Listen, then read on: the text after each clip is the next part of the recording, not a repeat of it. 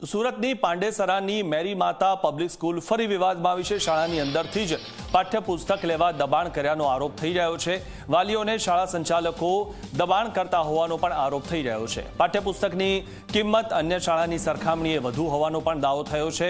શાળાની મનમાનીનો video viral થયો છે। વિડીયો સામે આવ્યા બાદ જિલ્લા શિક્ષણાધિકારી એલર્ટ થયા છે અને જિલ્લા શિક્ષણાધિકારીએ આપ્યા છે તપાસના આદેશ। ત્યારે મહત્વની વાત એ છે કે આ શાળામાં જેવી સ્થિતિ છે એવી ઘણી બધી ઇંગ્લિશ માધ્યમની શાળાઓમાં પણ હોય છે કે ત્યાં જ પુસ્તકોનું વેચાણ થતું હોય છે, નોટબુકનું પણ ત્યાં જ વેચાણ થતું હોય છે, યુનિફોર્મનું પણ ત્યાં જ વેચાણ થતું હોય છે અને હવે આ એક ધંધો બની ગયો છે। વાલીઓને અહીંથી જ પુસ્તકો અને ત્યાંથી જ યુનિફોર્મ લેવા માટે દબાણ કરવામાં આવતું હોય છે અને વાલીઓ પાસે કોઈ ઓપ્શન પણ હોતું નથી। ઘણી બધી શાળાઓ આ જ પ્રકારે કાર્ય કરતી હોય છે કારણ કે હવે તેમણે એક ધંધો ખોલીને રાખ્યો છે।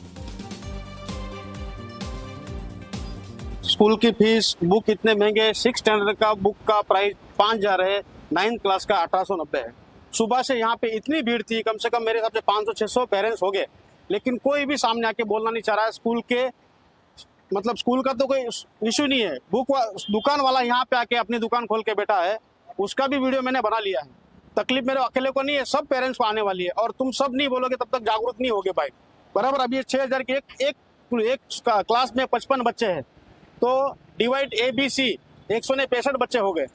कोई बोलना नहीं चाह रहा है कि ये बुक इतनी महंगी क्यों है, रीजन क्या है, कोई आवाज उठाने के लिए तैयार नहीं।